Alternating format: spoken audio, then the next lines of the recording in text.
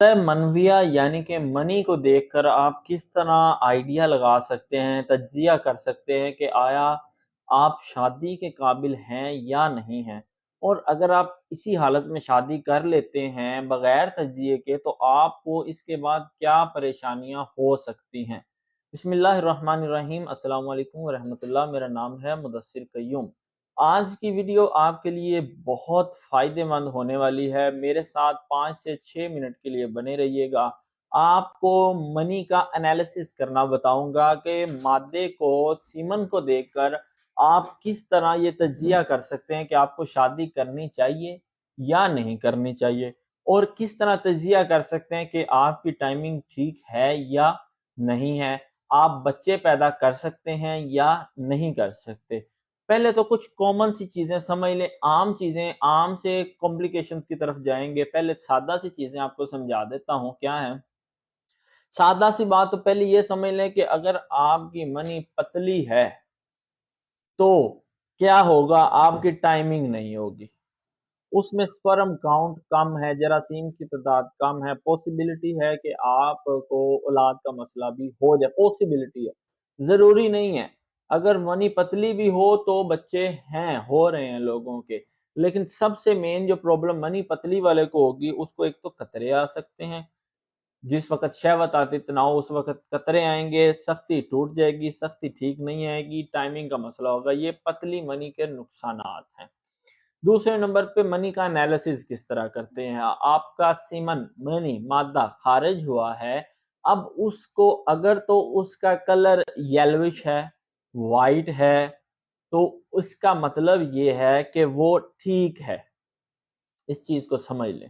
اگر وہ شفاف ہے، صاف رنگ ہے اس کا، تو اس میں سپرمز نہیں ہیں، آپ کو اولیگوسپرمیا یا ایزوسپرمیا کا مسئلہ ہے، آپ شادی کے قابل نہیں ہیں۔ اگر وہ پتلی ہے تو اس کا مطلب بھی یہی ہے کہ آپ شادی کے قابل ابھی نہیں ہیں۔ ایسی ڈوسیج، ایسی خوراک آپ کو استعمال کرنے کی ضرورت ہے جس سے وہ گاڑی ہو۔ اگر اس کا کلر صاف آ رہا ہے تو وہ صاف نہیں آنا چاہیے، وہ یلوش، ہلکا پیلا ہونا چاہیے یا سفید ہونا چاہیے، اور اس کا گاڑھا ہونا ضروری ہے۔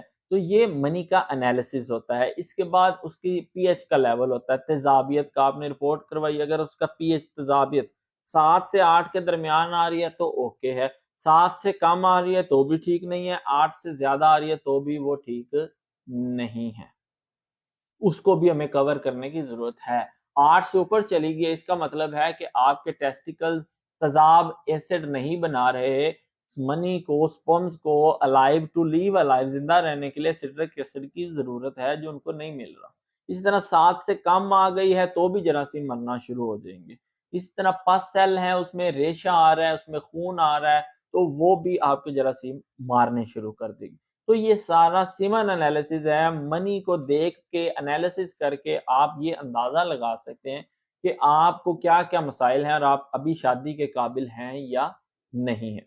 اب ان پیچیدگیوں کا حل، مادے کو گاڑھا کرنے کے لیے ایک اچھا بہترین نسخہ آپ کو بتانے لگا ہوں۔ ہاں، اگر اس میں ریشہ آ رہا ہے یا اس کا جو ہے وہ اس میں پی ایچ لیول بڑھ گیا، پی ایچ لیول لو ہو گیا، پاسل لو ہو گیا، یا جراثیم کی تعداد کم ہے، جراثیم کی تعداد 50 ملین ٹو 200 ملین اس کی رینج میں ہونی چاہیے، 15 ملین پر ملی لیٹر سے لے کر 200، اگر 15 سے کم ہو رہے ہیں تو وہ آپ کے لیے گھنٹی ہے، پریشانی ہے، آپ کو اس کا فوری علاج کروانا چاہیے۔ نسخہ جو بتانے لگا ہوں وہ مادے کو گاڑھا کرنے کے لیے ہے، پی ایچ کو ٹھیک کرنے کے لیے نہیں ہے، پس سیل کو کور کرنے کے لیے ٹھیک نہیں ہے۔ آپ اپنی رپورٹ کروائیں، اگر اس میں پس سیل آ رہی ہے، پی ایچ آ رہی ہے، یا کہیں پہ اور سپرم کاؤنٹ کم ہے، تو نمبرز ہیں ان پہ رابطہ کریں، میں آپ کو اچھے طریقے سے اس کے مطابق جو مسئلہ ہوگا اس کے مطابق نسخہ فراہم کروں گا، گائیڈ کروں گا۔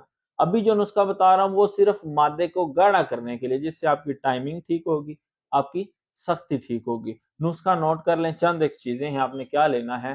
جنگلی گوند ککر لینی ہے آپ نے 30 گرام، یہ لینی ہے۔ سفید موسلی لینی ہے انڈین 30 گرام۔ گوند کتیرا یہ 30 گرام۔ یہ ساری جو چیزیں آپ کو بتا رہا ہوں یہ مادے کو گاڑھا کرنے کے لیے، منی بھی گاڑھی ہوگی اور ٹائمنگ بھی اس سے آپ کی ٹھیک ہوگی۔